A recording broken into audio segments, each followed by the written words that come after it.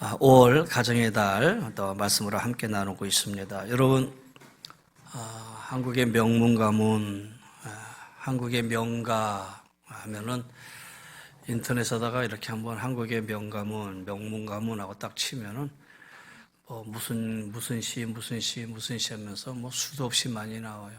진짜 명문 가문인지는 모르겠는데. 근데 저는 한국의 명문 가문이라 그러면은 경주에 가면은 경주 채부잣집이 있어요. 다 들으셨죠? 경주 채부잣집. 최씨, 그러니까 17대 최진립이라는 사람으로부터 28대 선 최준까지 약 400년 동안 만석군 가문이라고 그래요. 근데 부자로 살았다라는 것보다는 그 가문이 대대로 내려온 가훈이 있어요. 첫째는 과거를 보되 진사 이상은 하지 마라. 둘째, 재상은 만석 이상은 가지지 마라. 세 번째, 나그네를 후하게 대접해라. 네 번째, 흉년에는 땅을 사지 마라. 다섯 번째, 며느리들이 시집 온 후 3년 동안은 무명 옷을 입어라. 여섯 번째, 사방 백리 안에 굶어 죽는 사람이 없게 하라.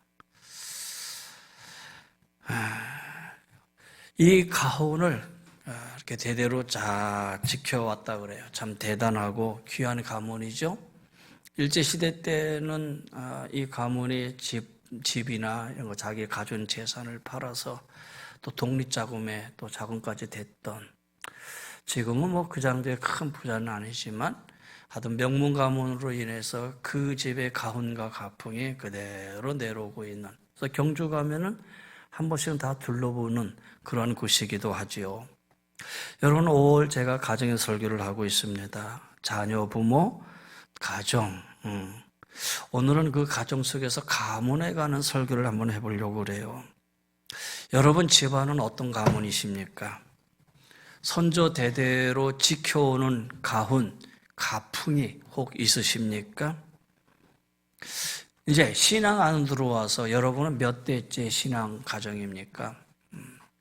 내가 처음 예수 믿어서 첫 번째 신앙 가정일 수도 있고, 할머니 때, 할아버지 때로부터 이어받은 3대, 아버지 때로 이어받은 2대 꼭 있을 겁니다. 그렇다면 여러분, 다른 건 몰라도 부모님으로부터, 아니 내가 처음 믿은 이 신앙의 가문을 꼭 세워나갈 수 있는 우리 귀한 성도님들이 꼭 되시기를 바랍니다. 제가 지난주에 토요일날 주례를 오전에 한 번 쓰고 오후에 한 번 썼어요. 근데 오후에는 우리 이제 지휘자님 이제 결혼식에 제가 주례를 썼고요. 오전에는 저기 가천 웨딩홀에서 결혼했는데 제 친구 아들이에요. 친구 목사 아들이에요. 근데 신학교를 같이 공부하고 그 다음에 졸업을 해서 결혼도 하고 자녀도 낳고 또 그러다 보니까 우리 성진이 성재하고 같이 이렇게 비슷하게 커가는 그런 자녀였죠. 근데 결혼쯤 돼가지고 친구가 아무리 생각해도 조 목사 네가 주례해 줘야겠다 그러는 거여서 제가 야 너무 좋지, 너무 감사하지. 왜냐하면 아들이잖아요. 처음부터 같이 쭉 보던 아들이기 때문에 내가 주례한다는 건 참 감사한 일이지 해서 기쁨으로 받았어요. 근데 제가 오라 그래서 제 방에서 성역 공부를 했어요. 하면서 제가 그랬어요. 아버지가 세운 이 신앙, 너는 이제 목사는 안 됐는데 그래도 아버지 뒤를 위해서 2대째 신앙의 가문, 이거 잃어버려서는 안 된다. 목사 아들이라고 해서 신앙 잘 지킨다는 그런 법 없기 때문이다. 그래서 이 가문을, 신앙과 믿음의 가문을 잘 이어나갔으면 좋겠다. 첫 번째 신앙 가문을 세우면 두 번째는 이 가문을 잘 지키고 뿌리내려야 되고, 그러면 3대째, 4대째 가면 성경은 3, 4대에 하나님의 축복의 손길이 반드시 있을 것이다. 그렇게 얘기를 했어요. 저는 오늘 성경에 하나님이 직접 에레미야에게 소개한 가문을 여러분에게 얘기하려고 그래요. 오늘 성경 말씀, 오늘 본문 읽은 18절 보세요. 에레미야가 레갑 사람의 가문에게 이르되 그랬단 말이에요. 그러니까 레갑 사람의 가문, 어떤 가문이에요? 레갑 가문이었다라는 거예요. 공교롭게도 이 본문의 말씀이 지난주 수요일 날 제가 에레미야를 매일 한 장씩, 매주 한 장씩 하는데 수요일 날 35장을 딱 봤어요. 그래서 이 말씀을 주일 날 좀 더 우리가 이 말씀을 보충해서 전해야겠다 해서 이 말씀을 함께 찾았어요. 자, 내용은 어떤 내용이냐면 에레미야 선지자는 유다 왕국의 제18대 왕 여호야김, 그 다음에 여호야긴, 그 다음에 시드기야, 이렇게 이어지는. 근데 시드기야가 유다의 마지막 왕으로서 이제 이스라엘 민족이 망해가는 시대, 점점 기울어져 가고 바벨론의 침략으로 인해서 점점점 망해져가는 그런 시대에 살았던 선지자가 에레미야 선지자예요. 그러면 바로 그때의 유대 백성들은 어떻게 살았느냐라는 부분을 오늘 읽은 본문 13절, 14절, 15절, 16절 쭉 읽어보시면요. 15절에 너희가 내 말을 들으며 교훈을 받지 아니하였다. 14절에 내가 너희에게 말하고 끊임없이 말하여도 너희는 내게 순종하지 아니하였도다. 15절에 내가 내 종 선지자를 끊임없이 보내며 이뤘지만은 너희가 귀를 또 기울이지 아니하고 내게 순종하지 않았다. 16절에 이 백성은 내게 순종하지 아니하였다.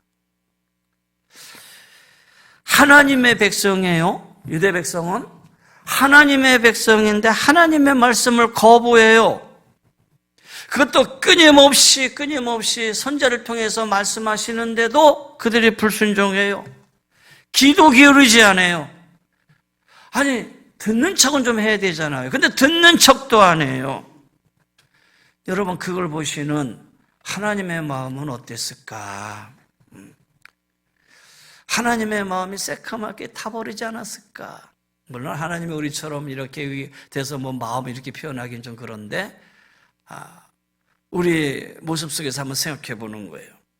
하나님의 마음이 무너져 내리지는 않았을까? 왜 이 백성이 하나님의 백성인데도 하나님의 말씀에 귀 기울이지 않았고 살았느냐?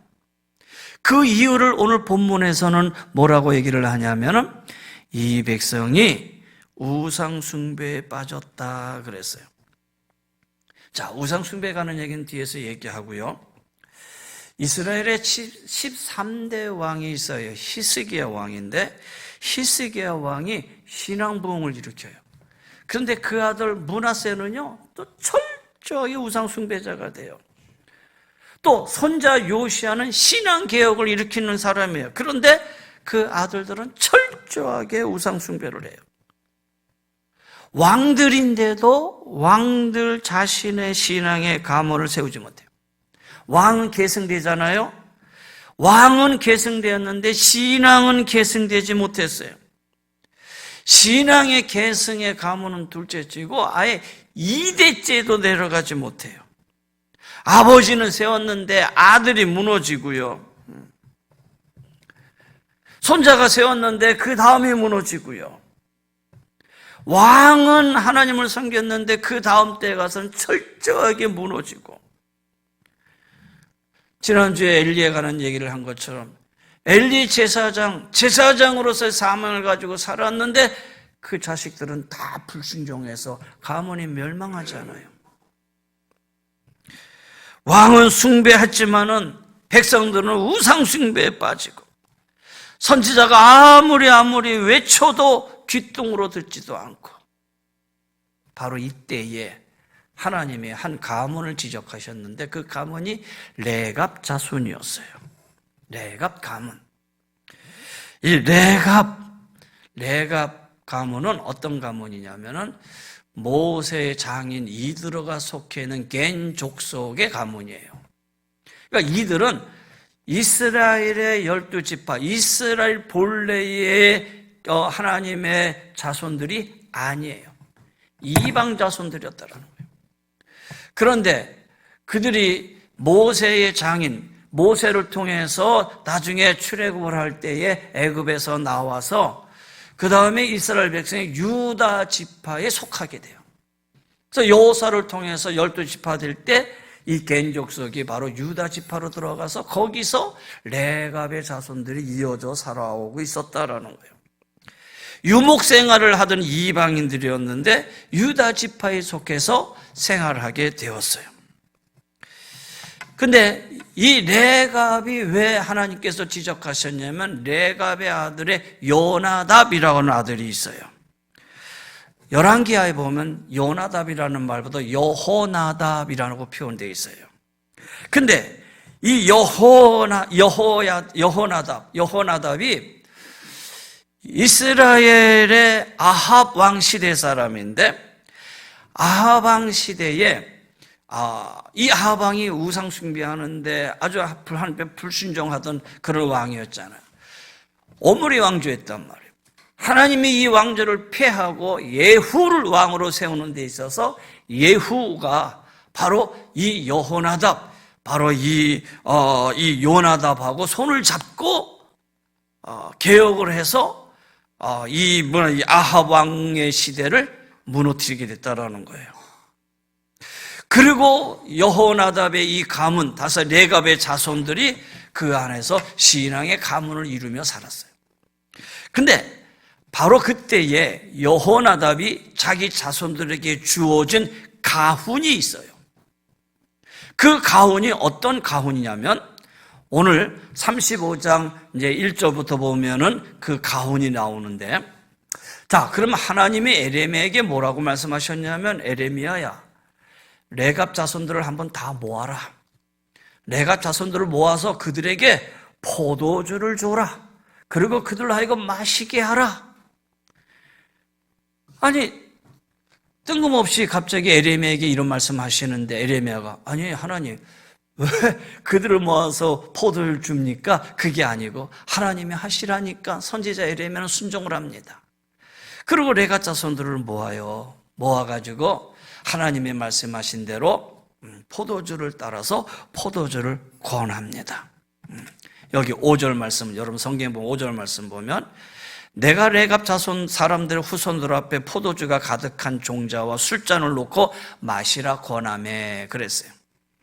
그랬더니 이 레갑 자손들이 6절에 그들이 이르되 우리는 포도주를 마시지 아니하겠노라. 아니 선지자가 포도주를 줬는데 이 레갑 자손들이 안 마시겠대요. 그 안 마시게 된 이유가 뭐냐면은 이렇게 대답을 해요.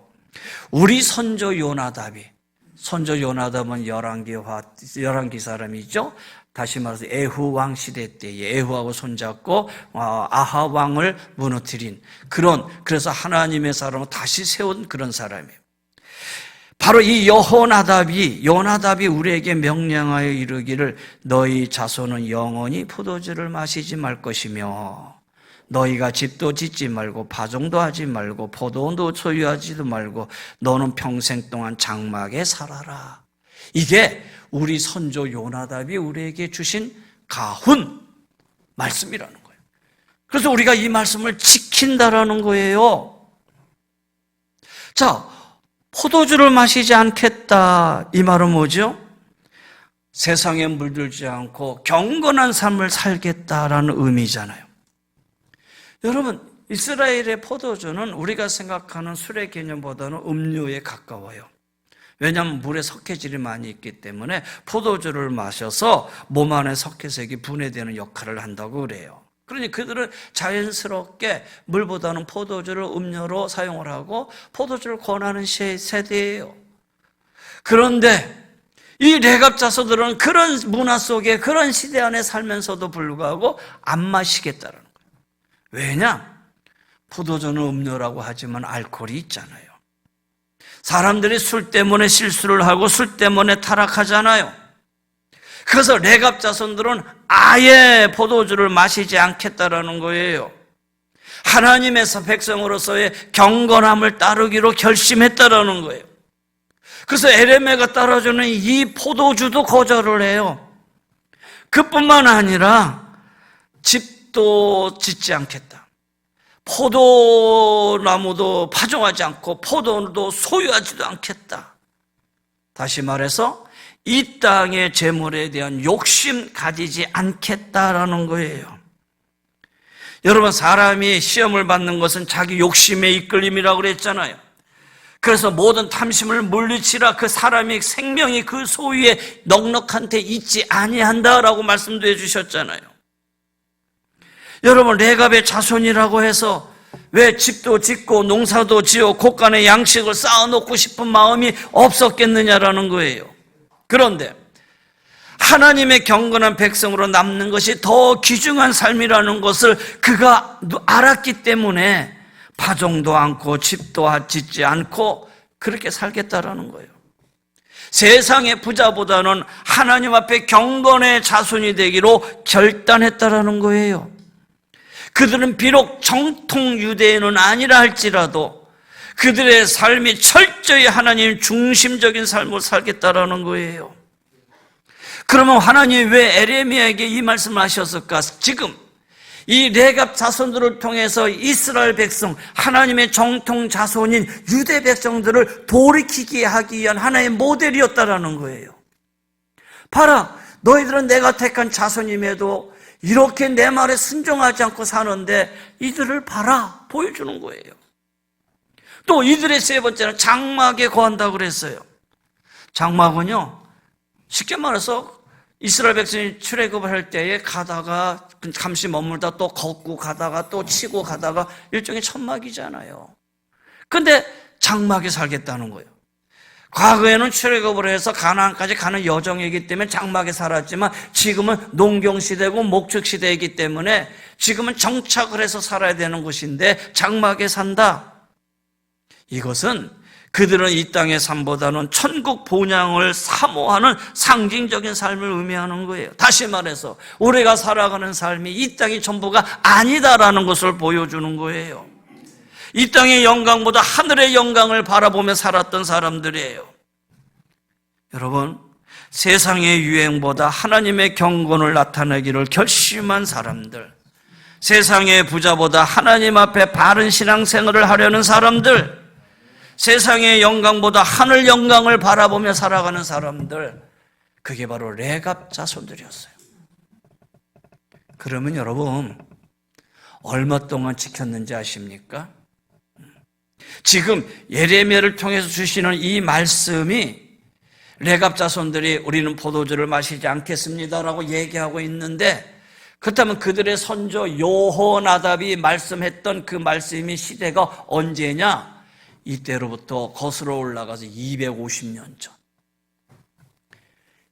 놀랍지도 않으십니까? 250년 전의 말씀을 지켜 내려왔다라는 거예요.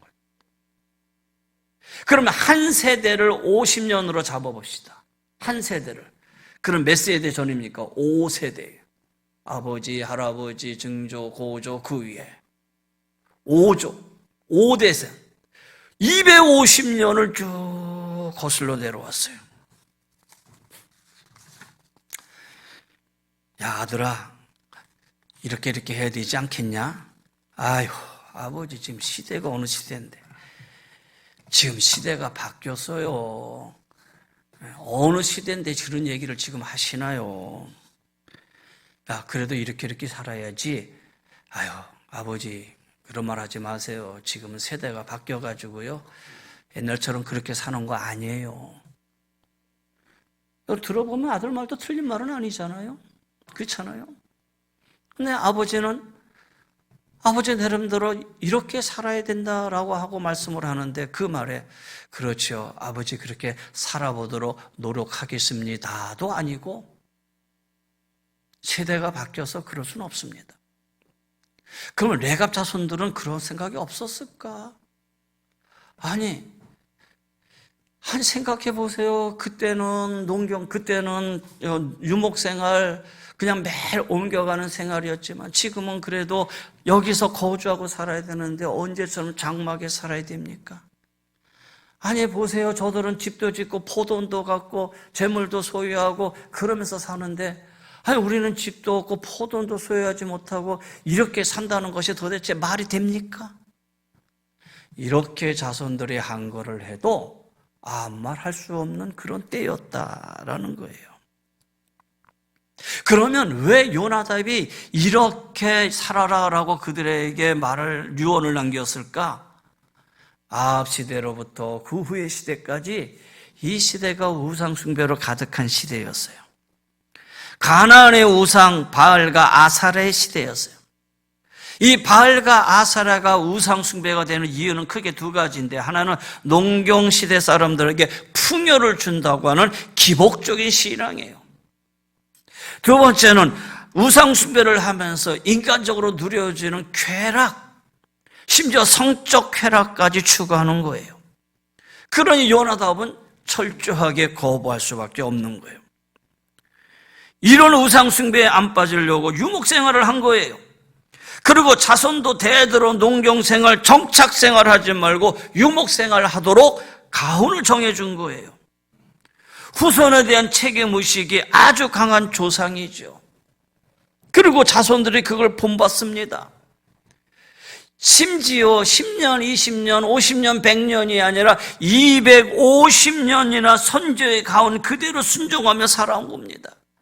정말 대단하지 않습니까? 그거를 지금 에레미야 앞에서 지금 이스라엘 백성에게 보여주는 거예요. 내가 가문들을 모아라. 그리고 네가 한번 포도주를 줘봐라. 그들이 마시나 마시지 않나. 봤더니 역시 안 마시는 거예요. 그러면 어떻게 가르쳤을까? 도대체 어떻게 가르쳤길래 이들이 250년간 이러한 가문의 전통을 지켜내려올 수 있었을까? 얼마나 철저히 가르쳤을까? 얼마나 지속적으로 가르쳤을까?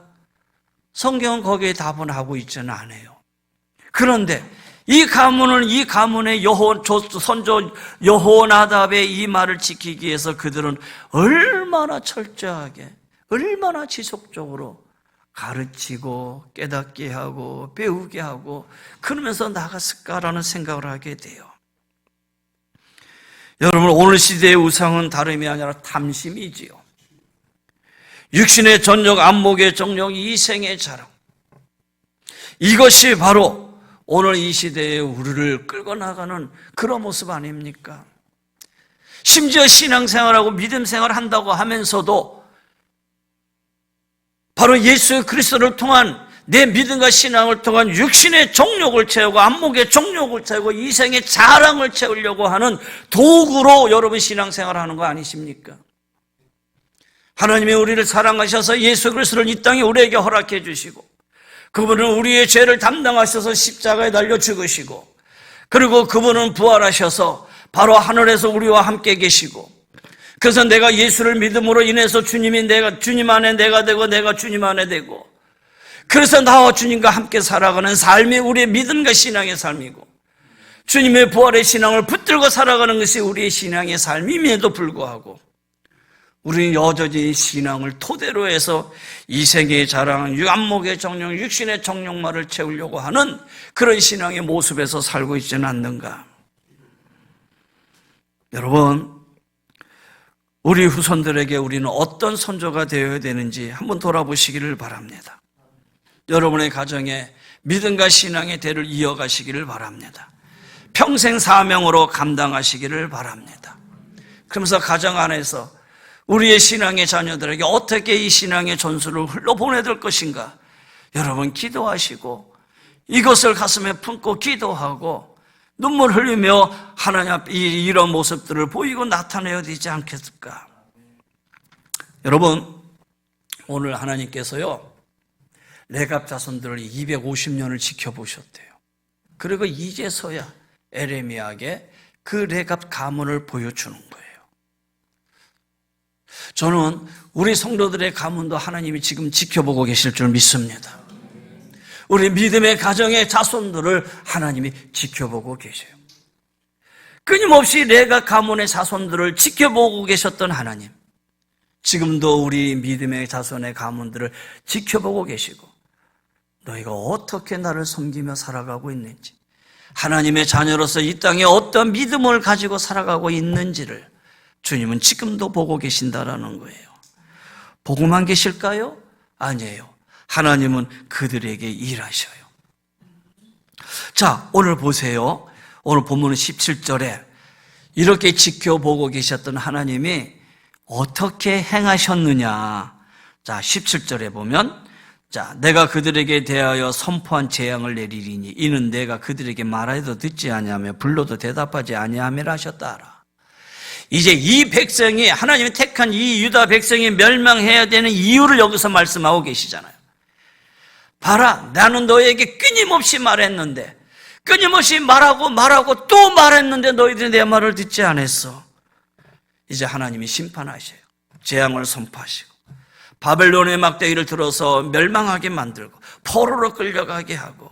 이유가 뭐죠? 끝내 불순종했기 때문이에요. 반면에 레가 가문에는 뭐라고 말씀하십니까? 19절에 그러므로 만군의 여호와 이스라엘 하나님께서 이와 같이 말씀하시니라. 레갑의 아들 요나답의 내 앞에 설 사람이 영원히 끊어지지 아니하리라 하시니라. 하나님이 이 가문을 계속 축복하겠다라는 거예요. 실질적으로 레갑 가문하고 레위 자손들하고 결혼이 이루어집니다.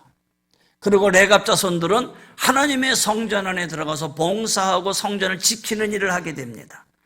그러니까 끊임없이 그 가문을 하나님이 지키시고 보호하겠다라는 얘기예요. 여러분, 이렇게 축복했던 이유가 그 위에 18절에 있잖아요. 에레미야가 레갑 사람의 가문에게 이르되 만군의 여호와 이스라엘 하나님께서 이와 같이 말씀하시기를 너희가 너희 선조 요나답의 명령을 순종하여 그의 모든 규율을 지키며 그가 너에게 명령한 것을 행하였다. 요나답의 말씀에 요나답의 가훈을 지켰다 이렇게 얘기했지만 여러분, 결국 누구에게 순종한 겁니까?